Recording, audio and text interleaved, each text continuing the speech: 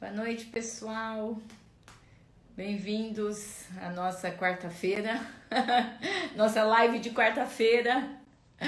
Bate local, bate dia, bate horário. Tudo bem? Chegando. Lá estamos já em conexão ruim. Esse horário é complicado, né? Boa noite. Boa noite. Tô já vendo vocês entrarem, tô lendo aqui. Bom, pessoal, hoje a gente então, nós vamos falar sobre alimentação da gestante, quando a gente, algumas perguntas, então, eu consegui pegar, eu acho difícil a gente conseguir falar de tudo, mas eu vou pegar alguns aspectos aqui que a gente que mais se repetiram, e a ideia aqui é conversa e bate-papo mesmo, né? Bom, tá tudo bem? Vocês estão me ouvindo? Deixa eu ver. Estão me ouvindo bem?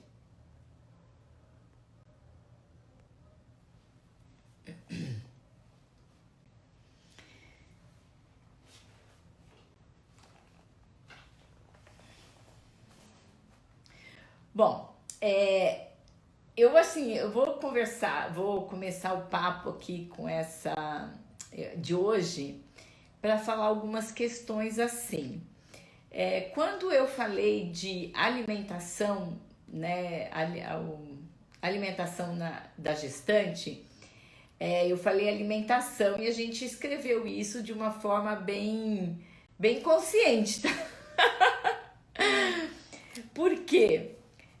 Algumas perguntas que foram feitas, elas são de nutrição da gestante, né? Então, que eu, assim, considero mais difícil de serem respondidas, da gente conversar numa live, né? Algumas sugestões também eu tenho recebido nas redes sociais de alguns vídeos que eu acho muito difícil fazer um vídeo, porque os vídeos que eu estou fazendo são vídeos muito rápidos, né? Não são vídeos longos, então são ideias, são opiniões. É difícil a gente fazer um vídeo assim para formar um conhecimento, né? Os vídeos são mais para a gente assim trocar umas ideias mesmo, né? Então formação no assunto é muito difícil por vídeo e também em lives. Então determinadas perguntas eu já falo, meu Deus, né, não vai dar, né, porque daí envolve uma série de técnicas, metodologias que a gente teria que estar discutindo, seria assim uma aula, um curso, né, usando referências, situações. Então realmente são essas questões que eu separei para a gente falar hoje.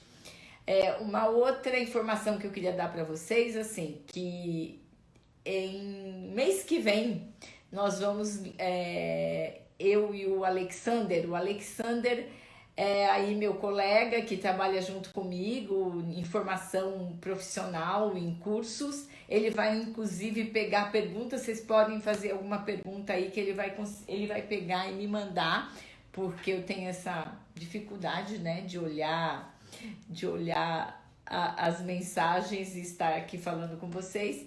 Então o Alexander vai pegar e vai falar que é meu colega, que a gente tem junto esse projeto de cursos online, e o mês que vem a gente vai lançar a segunda edição, tá, do curso online de nutrição nos primeiros 1000 dias de vida, tá bem? Então assim, olha, eu vou começar com uma questão que me fizeram a Sara, a Camille Rocha, a Sara Rocha, eu não acho que de chá, né? E o Felício, com relação ao consumo de chá na gestação. Bom, em primeiro lugar, para eu falar sobre esse assunto, para dizer, pode, não pode, quais são as dúvidas, eu vou contar uma história para vocês, tá? Como que essa questão do chá na gestação veio parar na minha vida e eu tive que estudar sobre o assunto. Eu estava lá trabalhando na universidade num belo dia, quando uma colega lá do Nordeste, de um hospital do Nordeste, um hospital materno-infantil, ela me ligou, ela me ligou para saber se havia tinha ocorrido recente, alguma recomendação recente, nova, que não podia se dar chás lá na enfermaria, lá na obstetrícia, né, que geralmente nos hospitais dá um chazinho de tarde, né, para gestante, camomila, erva doce, erva cidreira, e que não poderia se dar, porque uma colega de outra área, mas da saúde, veio para ela dizendo que o hospital não podia mais fornecer esses chás para gestantes. E ela então levou um susto e falou: meu Deus, o que está acontecendo? o que é que eu perdi? Então, isso já fazem alguns anos. Ela então me ligou e eu falei: olha, sinceramente, eu não sei de nada, não conheço, e não, na minha opinião, um chazinho, né? Um chazinho de erva doce, de erva cidreira, né? Porque era de risco para aborto, né? Era hemorrágico e tal. Bom, então, eu como sei que onde tem fumaça tem fogo, então eu fui investigar. Aí eu descobri que então tinha no Rio de Janeiro, na Secretaria de Saúde, tinha uma portaria que não se podia oferecer chás para gestantes, né? Esses chás regulares nossos, né? Porque esses chás seriam abortivos.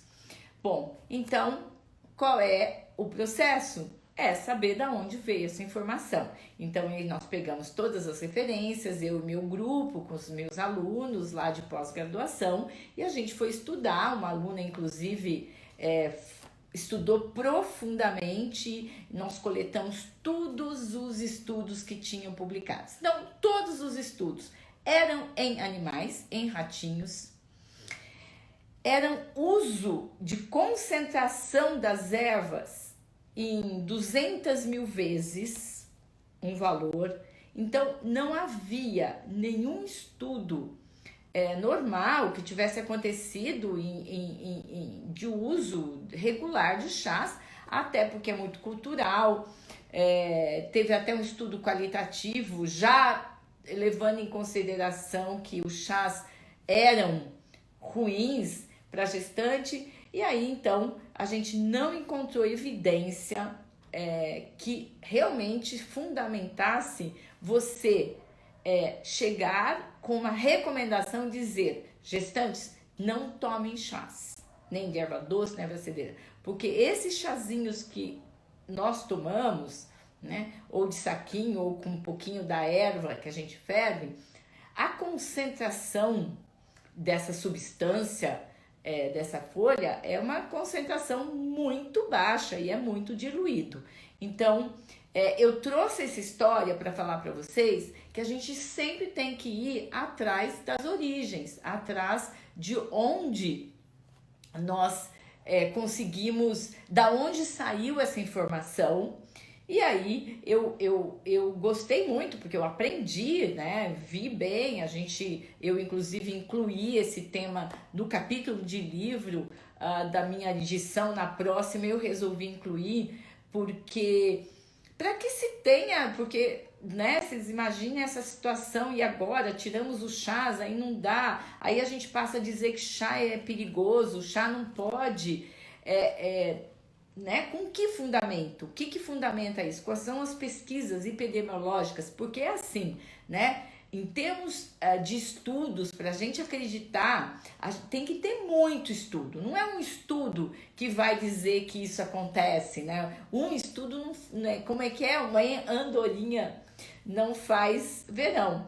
Então, a gente tem que conhecer todos os estudos, a gente tem que ler muito antes da gente tomar qualquer posicionamento técnico diferente daquele, porque senão a gente começa a criar crenças, né? E essas crenças, muitas vezes, são desnecessárias. Então, esse é o posicionamento em relação ao chá.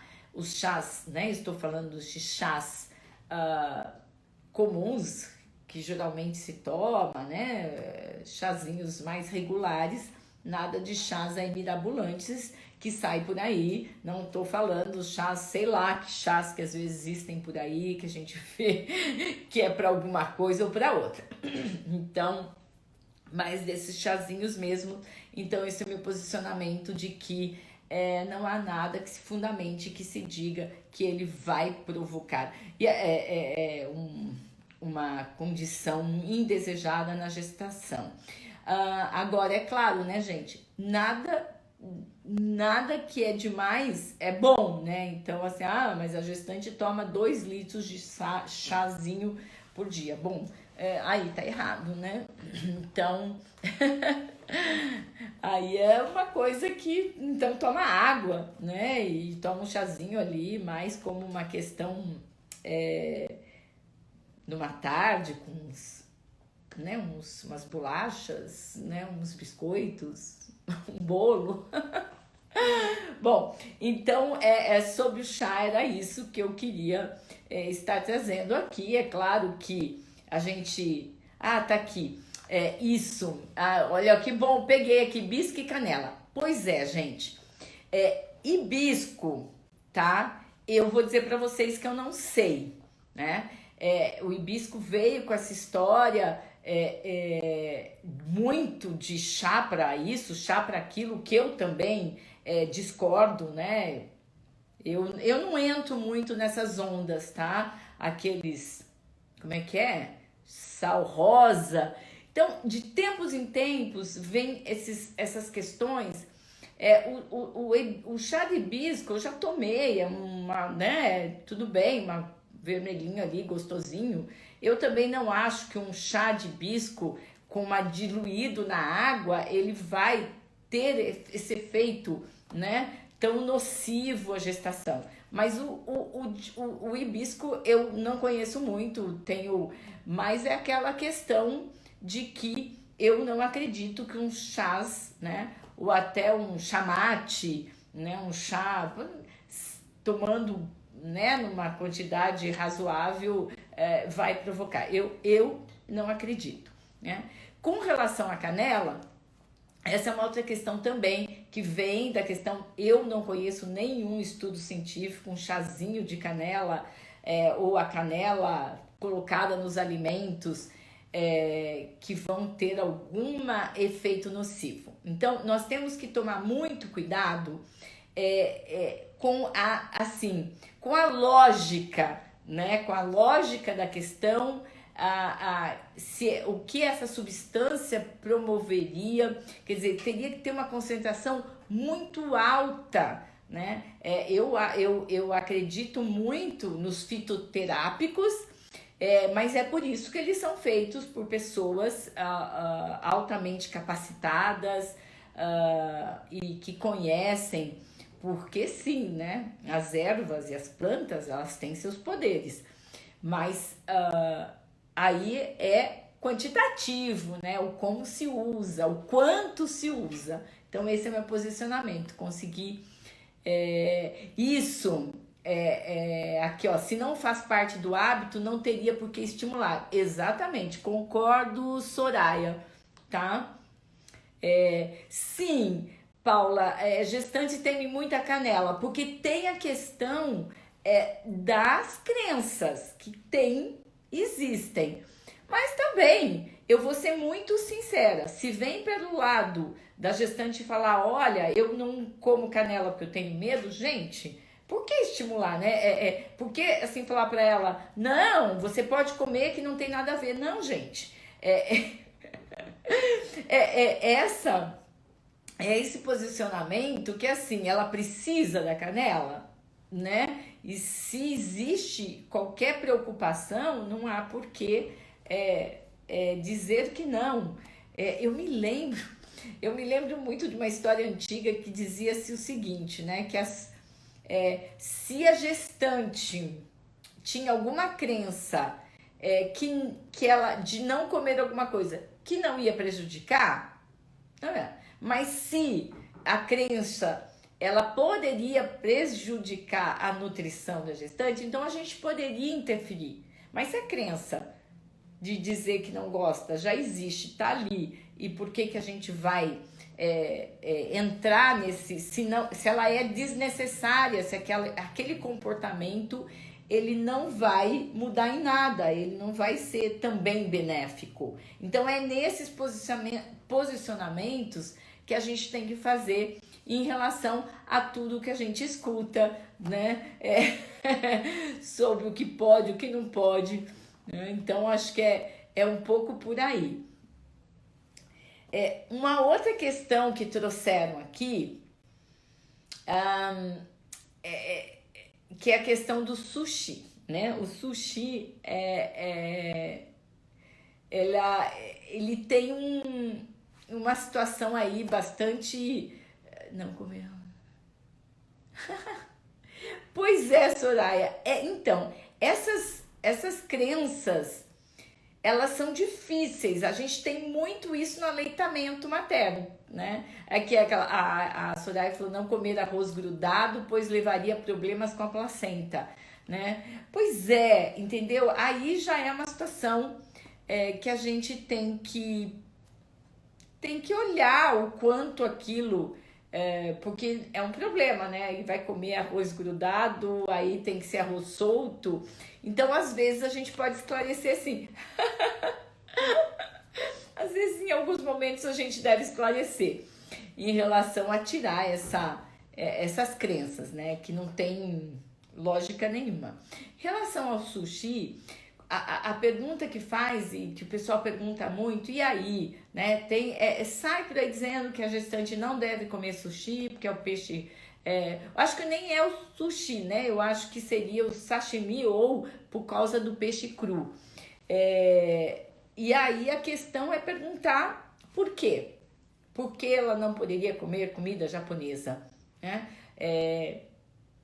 Ou que tipo, sushi, por exemplo, ou é o sashimi, ou é o peixe cru, por quê? Qual é a principal questão né, essa recomendação vir para gestantes, né? É por causa do risco de intoxicação, por causa do risco de contaminação. Então, se a gente pensar, japonesas no Japão comem, né? Comem direto, né? Os hábitos, a cultura tal, não mudam porque estão grávidas, continuam comendo. Então, a questão é da contaminação. Então, o posicionamento, eu já tive nutricionistas que me perguntaram. E eu falo, olha, você sempre comeu? Ah, não, eu como direto, né? Direto não, mas sei lá, eu como de vez em quando. Às vezes ninguém come, né? Esse tipo de comida direto, mas sei lá, vamos ver uma vez por semana. Nossa, né? Ah, eu sempre comi. Você já teve algum problema? Não, né? Então, a questão não teria... por que vai acontecer exatamente quando ela está grávida? Não, já como ali há 2 anos. É claro que a gestante ela tem que tomar cuidado com os alimentos mal preparados ou o local que ela vai comprar os alimentos, como todos nós, né? Não é o peixe cru, o sushi ou a comida japonesa. Então, eu particularmente não acho que tem que dizer para ela que não, né? E ela decide, porque a gente acredita que vai comer em restaurantes que tem todo o cuidado no preparo, né? Eu me lembrei dessa história que eu falei que um dia eu comi uma coxinha numa padaria super legal e eu acredito que foi a coxinha que me deu intoxicação alimentar, né? O que vai fazer? Aconteceu, acredito, né? A gente sempre desconfia de alguma coisa. Então, a gente sempre está correndo riscos. E é por isso que a gestante ela tem que realmente tomar um cuidado com a qualidade dos alimentos que ela consome, dos locais, da onde ela come, né? Porque uma infecção, uma intoxicação, né? Uma intoxicação alimentar é complicado durante a gestação. Mas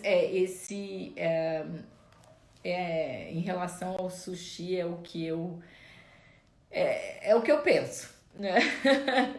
Mas sempre eu entendo que as conversas com as gestantes devem ser feitas com muita naturalidade, escutar, né, o que ela falar, mas eu não sei, eu tô insegura. Tá, tudo bem. Mas aí a gente vai conversando e fazendo um balanço, né, de custo-benefício, de comportamentos alimentares, de propostas, a situação, o contexto.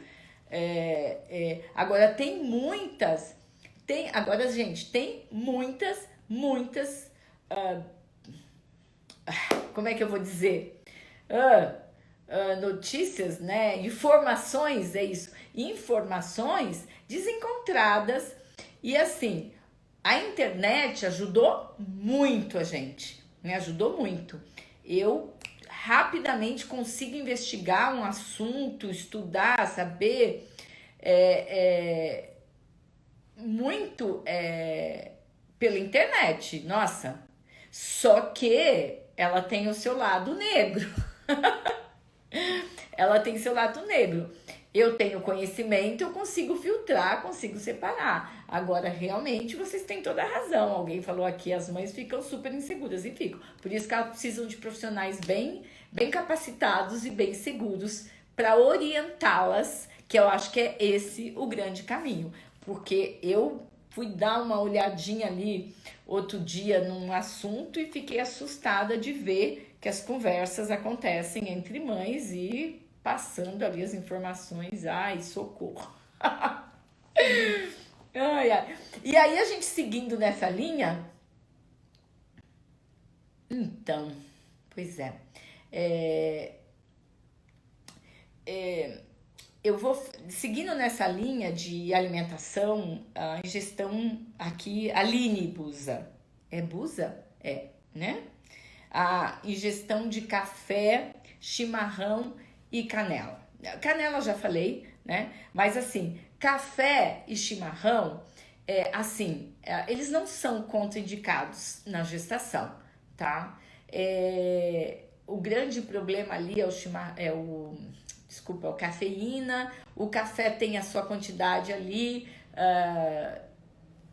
que é recomendada, mas né, uma porção pequena, um limite de tomar café que assim, não tem muita diferença para o que é para as pessoas também, né? Porque então o café não é contraindicado, nem o chimarrão para gestante, mas é super importante o controle do consumo desses alimentos, né? Desses líquidos. Então, ela não pode, se ela tá grávida, lá no chimarrão, lá no sul, ela dá uma controlada. Então, mas não tem contraindicação definida. Outra questão que aqui alguém falou de ervas medicinais, por isso que eu falo, o uso dessas ervas, ela tem que ser feita sob orientação, né, de profissionais capacitados no assunto para saber por que vai usar. Sempre nós vamos pensar o seguinte: saiu fora da alimentação normal, saudável, né, dos alimentos que a gente recomenda, saiu fora disso, que é alimentos, né? A gestante vai consumir legumes, verduras, frutas, carnes. Não estou falando de gestantes vegetarianas, que isso é outra história. Mas a gestante que vai consumir os alimentos saudáveis, se comer ultraprocessado com uma quantidade muito restrita, na sua quantidade diária, mas que ela tem alimentos muito variados, grupos de alimentos todos ali durante o dia, não existe contraindicação de alimentos, alimentos minimamente processados e in naturas para gestantes. Não existe nenhum alimento que a gestante não pode comer. Desses alimentos todos que esse Brasil tem uma gama imensa, né, de alimentos aí. E nas diferentes regiões desse país. Ela não existe contraindicação. Fora isso, né, essa questão, para que vai ser dado tal suplemento para gestante, ou tal substância, suplemento, que seja, eu vou falar de alguns, se der tempo, mas para quê? Né? É sempre pensarmos assim, para quê? Por quê? Qual o objetivo? É necessário? Foi feito todo um diagnóstico clínico, técnico, foi feito para se determinar que é necessário usar ou um suplemento ou um alimento em específico, um suplemento nutricional, um suplemento de vitaminas e minerais. Sempre, por isso que eu tenho muita dificuldade em responder algumas perguntas no sentido mais racional, porque vai depender do contexto, da condição nutricional, da situação da gestante, da idade gestacional e de muitos outros aspectos aqui, né? Então, se a gente se posicionar assim, bom, para quê? Qual o objetivo? Qual a função? Qual o desfecho nutricional que eu quero? Não é simplesmente suplementar, mas eu quero um desfecho nutricional e eu vou ter que avaliar esse desfecho, eu vou ter que ter condições de ver que desfecho eu quero com essa prescrição e se ele aconteceu, né? Tá. Ingrid, eu peguei aqui o uso de adoçantes e eu tenho também aqui que a Vera, a Lúcia também me mandou essa pergunta e eu vou falar de adoçantes, sim. Deixa eu ver. Eu tô aqui copiando aqui, viu, gente? Porque quando não...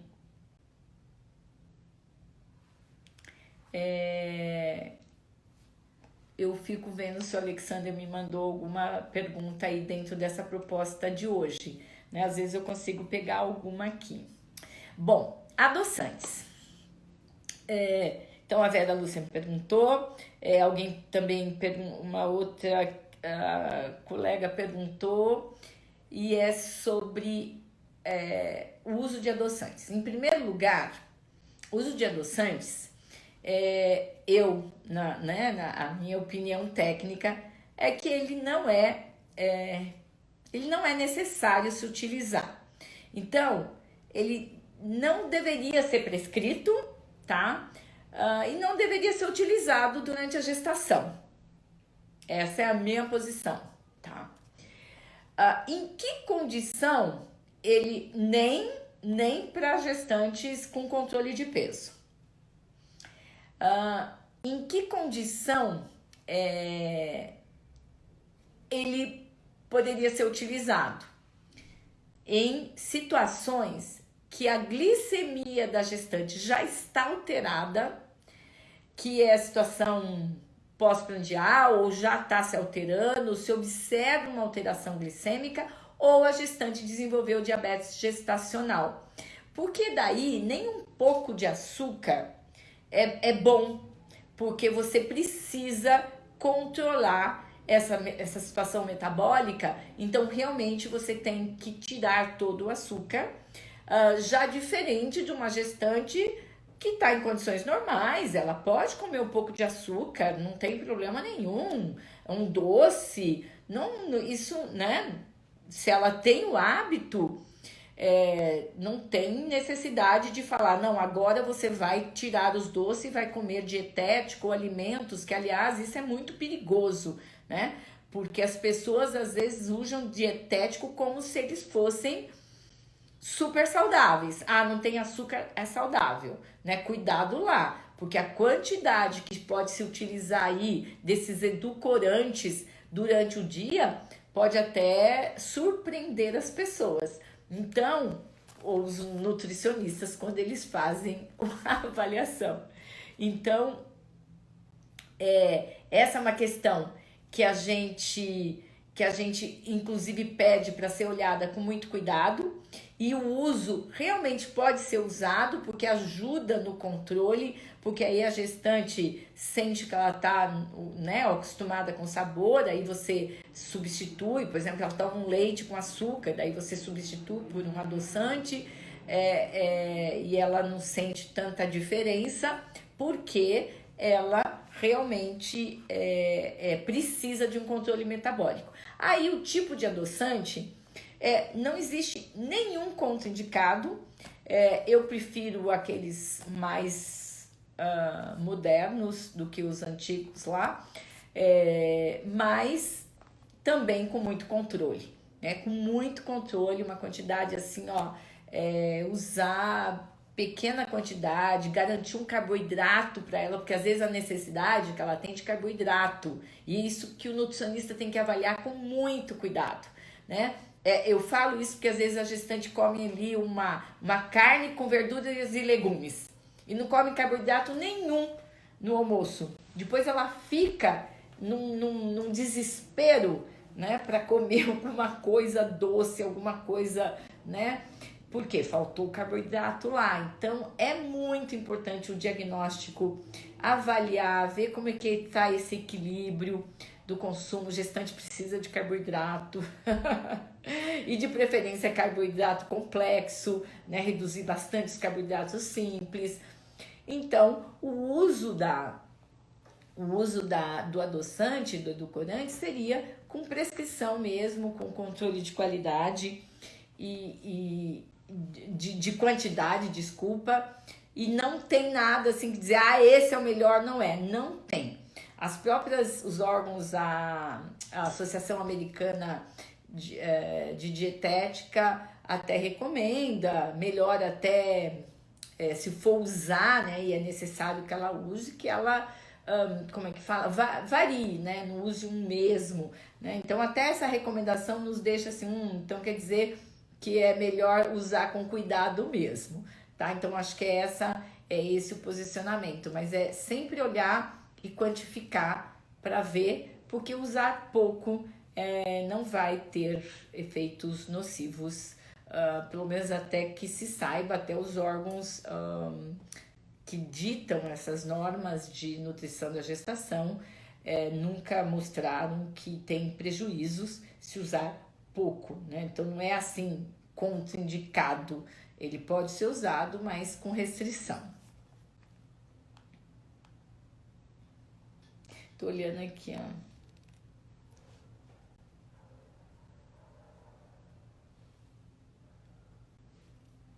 Então, pessoal, aqui tem a questão de aspartame e tem fenilalanina. Gente,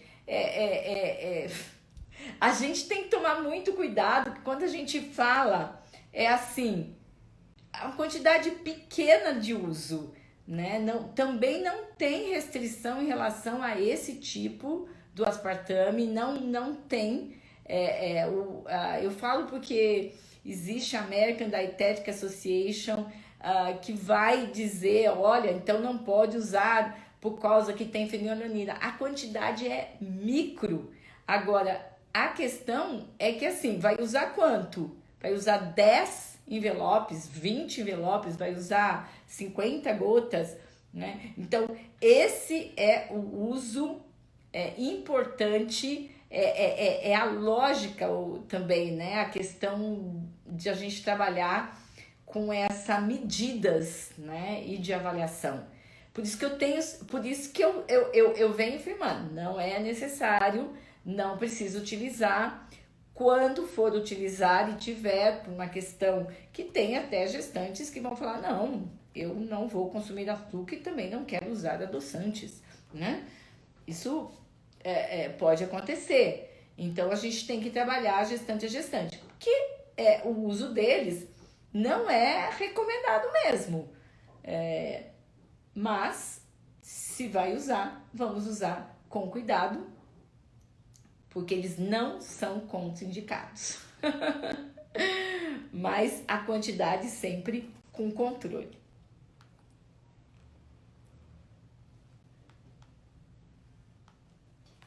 Bom, e aí deixa eu ver. Então, pessoal, eu vou tentar aqui nessa nossa proposta, apesar de estar louca para falar, de não entrar muito na questão de nutrição, tá? Porque nutrição a nutrição ela é complexa e teríamos que entrar em muitos detalhes, por exemplo, em relação a gente falar de gestantes obesas, de gestantes com excesso de peso, que é um assunto bem complicado. Não daria para a gente falar aqui numa conversa ou explicar, porque teriam várias questões para a gente levantar e não seria suficiente.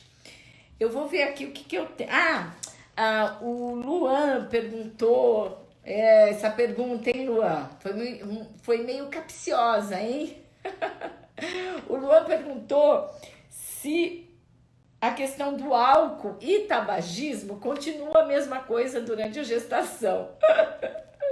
Eu brinquei com ele,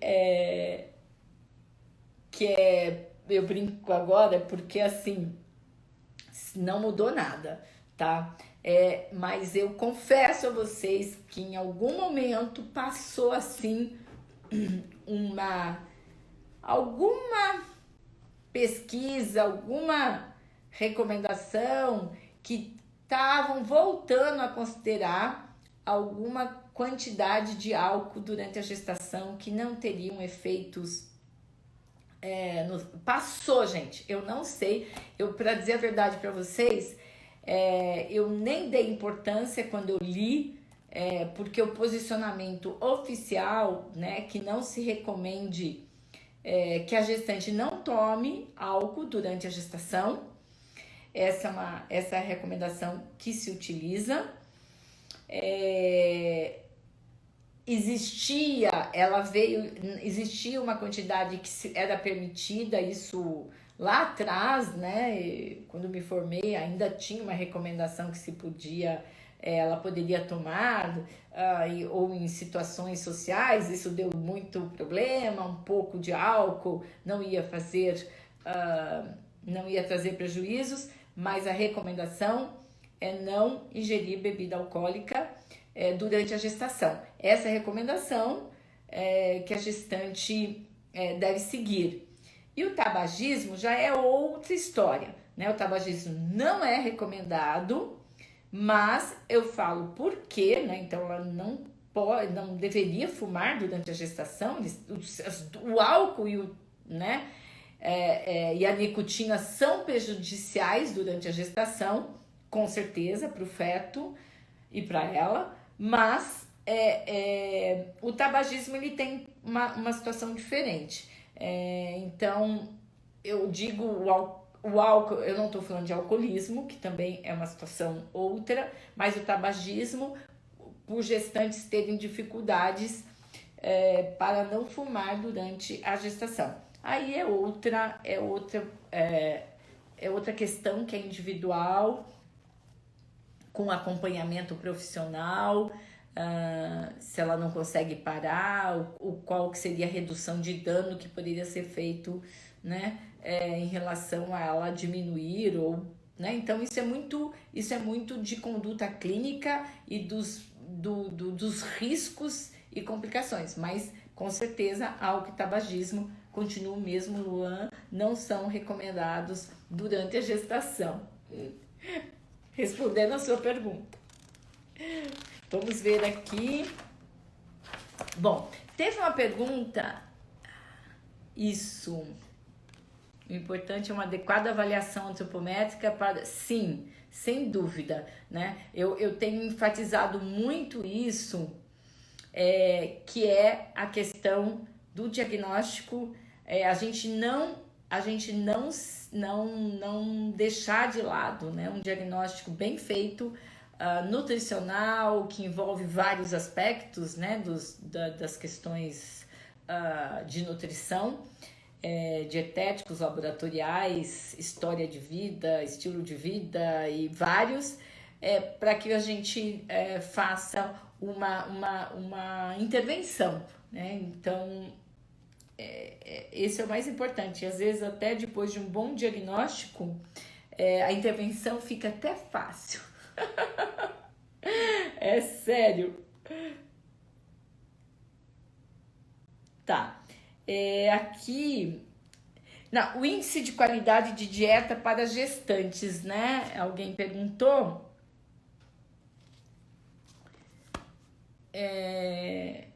Pois é. Eu vou falar minha posição assim, não sei qual foi o objetivo de se falar sobre isso, quem perguntou qual que seria assim, o objetivo, porque o índice de qualidade da dieta, eu vejo muito como um índice que é muito usado, por exemplo, para você fazer pesquisa, tá?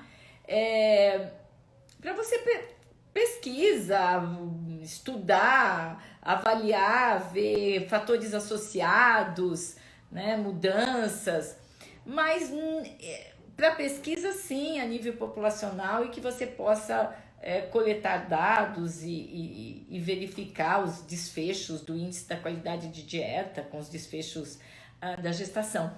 Mas clinicamente, quando a gente está fazendo atendimento individual e clínico, eu não sei, eu acho desnecessário, porque como a gente faz uma avaliação, poderia ser feito, né? Eu acho que tudo bem, mas não sei, como você já avalia, você faz o cálculo dietético, né? Que te dá muito mais detalhes, né? Porque às vezes os índices, eles englobam, né? Esses índices de qualidade, eles fecham num pacote. E às vezes você vê lá uma pontuação, né? E perde de ver detalhes dessa alimentação, dessa prática alimentar, porque eu sempre acho que a gente tem que trabalhar em cima dela, né? Não trazer algo totalmente diferente daquilo, mas melhorar aquilo que a gestante, porque são individuais, né? É uma individualização que ela faz muita diferença, né? A individualização. Então, por isso que a minha posição aí da questão, tá bom, respondi, beleza.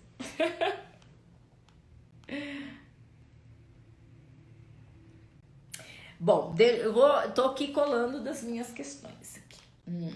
Tá. Outra questão que eu vou juntar, não, acho que elas são diferentes. Tem a questão do... Onde que tava? Que eu me lembro que eu peguei. O que fazer... isso. O que fazer quando a gestante está num período de enjoo e não consegue comer quase nada? Pois é, eu não consegui ver quem fez essa pergunta aqui. Esse primeiro trimestre, eu vou falar uma coisa para vocês que eu brincava. Eu falava sempre para os meus alunos, quando eu ia falar sobre alimentação da gestação, eu falava do primeiro trimestre, né? Porque 50% tem enjoo, 70% tem enjoo, 50% tem vômitos no primeiro trimestre, que é uma questão fisiológica. Gestantes têm mais, gestantes têm menos, é muito individual, mas a gente pode dizer que a grande maioria tem sim. Quando a gente fala a grande maioria, a gente fala 50%, né? Que é a questão do percentil, mas que elas apresentam essa intolerância, que uma das causas mais consideradas como determinantes seria essa alteração hormonal que tem no início da gravidez, né? Que a gestante está sempre acostumada com aqueles níveis hormonais, e aí apesar de que muda muito mais no final da gravidez, mas é essa mudança, né, de uma base hormonal que ela estava sempre acostumada e de repente dá uma mudança em relação a um aumento, e aí uma das principais causas que fala que seria uma pequena intolerância a essa mudança hormonal nova pela condição da gravidez. Então ela é muito fisiológica e o posicionamento é assim, é saber a situação de cada gestante, se é de manhã, né, quando que ela tem. E esse período é um período que eu sempre falo assim, que a ingestão alimentar, ela não é tão importante para, assim, nutrir o feto. Aí vocês vão falar, nossa, como assim? Gente, porque se fosse, né, fisiologicamente, nem era para a gestante ter esses problemas, porque senão a gente ia falar, de novo, eu brinco que falo, senão a natureza teve um surto, né?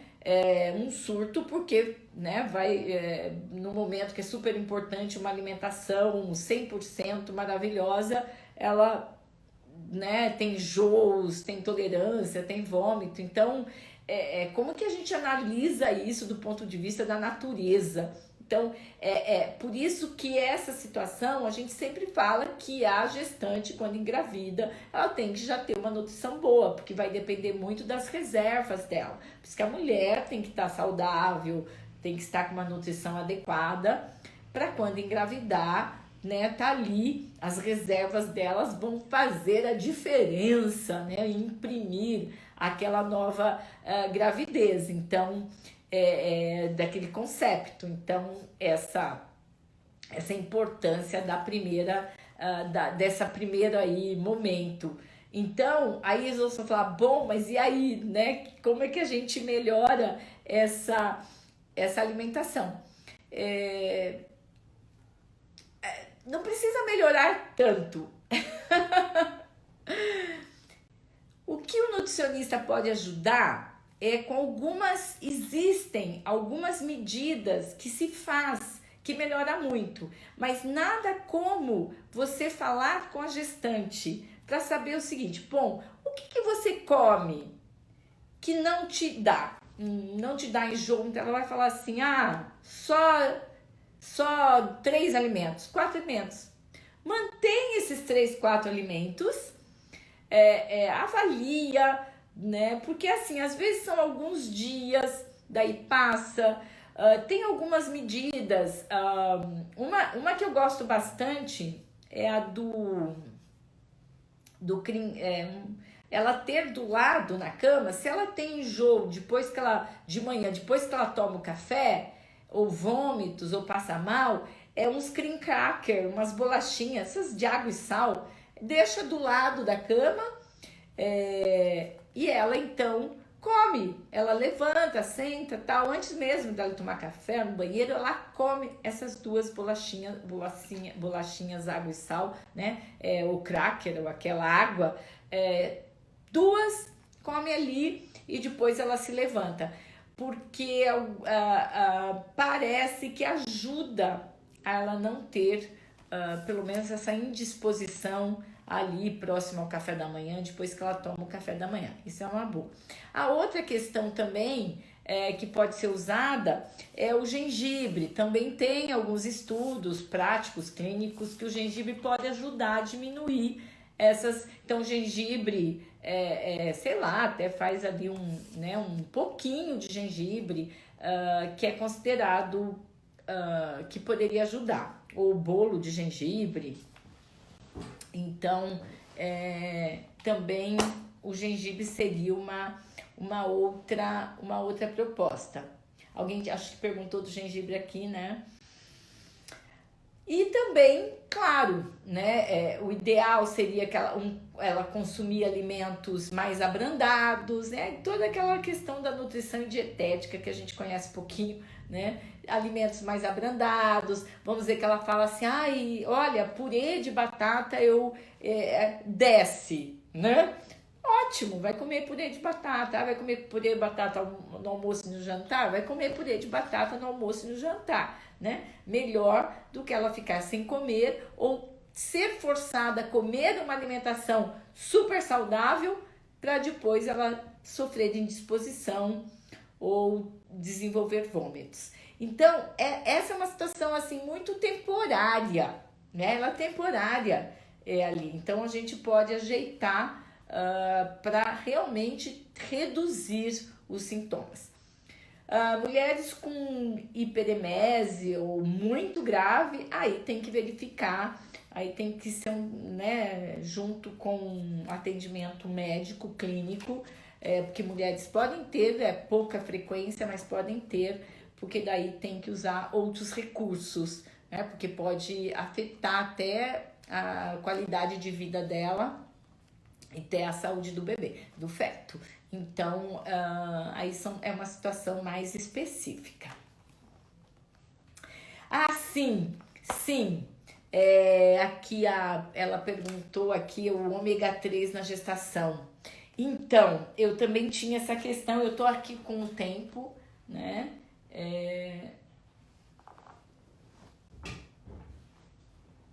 Tá.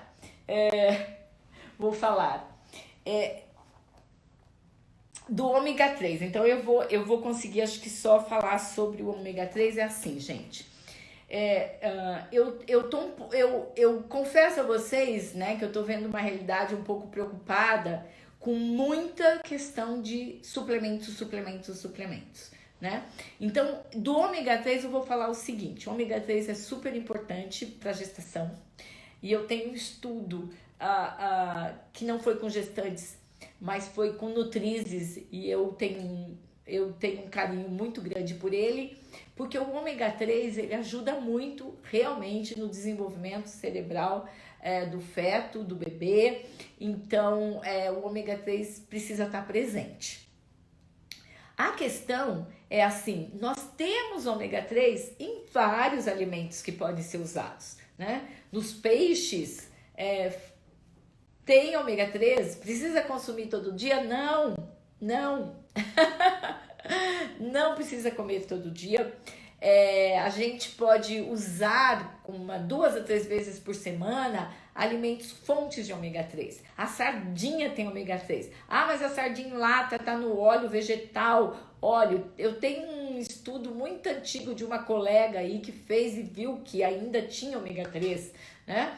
E nós fizemos um estudo com nutrizes e que a gente dava para elas pacotinhos de sardinhas congeladas, porque a gente fez lá em Santos, então a gente usou fresca e as nutrizes fizeram tudo frito. Elas fritaram, né, que a maior parte. E nós conseguimos verificar que houve aumento do ômega 3, elas usando o que era 200 a 300 gramas por semana, aumentava aumentou o ômega 3 nos níveis séricos, sanguíneos delas e no leite materno. A gente publicou esse trabalho. Então, quer dizer, pela alimentação, a gente consegue fazer com que a gestante tenha ômega 3 pela alimentação saudável. O uso de ômega 3 também tem que tomar muito cuidado, né? Porque ele pode dar indisposição, porque se for as cápsulas com óleo de peixe, cuidado, né, gente? Porque ela pode sofrer né? Pode não tolerar muito, né? Porque às vezes dá até refluxo e azia com aquele gosto lá. Já no peixe é diferente, né? Porque o ômega 3 vem no óleo, né? Então, só um cuidado, tá? Eu acho que eu tinha... Deixa eu ver se eu tenho mais... Tá. Uma informação que eu queria dar para vocês que a semana que vem nós vamos fazer uma live com uma colega nutricionista. Nós vamos... a Ana Poblacion, nós vamos falar sobre insegurança alimentar, né? Nós vamos falar sobre esse assunto, porque eu considero esse assunto muito interessante, e eu acho que a gente vai esclarecer uma série de dúvidas em relação a esse assunto. Então, ela é uma especialista no assunto e a gente vai ter essa live, tá? E a outra informação que eu queria dar para vocês, para quem chegou depois no final, é que em julho nós vamos lançar a segunda edição do curso online dos primeiros 1000 dias de vida, nutrição dos primeiros 1000 dias de vida, que a gente fez a primeira edição, né? E aí a gente vai concluí-la e em julho a gente lança a segunda edição, tá? Então, gente, eu acho que era isso. Essa conversa. Tá, já tô. Sim, eu vi. Ai, olha, esse assunto vai ficar para a próxima conversa. Que é sobre os probióticos. Um outro momento. Mas eu falei para vocês, né, que hoje a minha abordagem seria a alimentação na gestação, e eu acho que a gente conseguiu responder uma série de perguntas. Eu tô querendo ver aqui se... Sim. Eu falo sim, vocês nem sabem, né? Tá, gente. Olha, muito obrigada pela presença de vocês. Então, eu vou me despedir aqui e a gente se encontra semana que vem, no mesmo bate-horário, no mesmo local, na mesma hora. E uma boa semana para vocês, tá certo? Até mais, viu, gente? Obrigada pela série de questões que foram muito legais. Obrigada.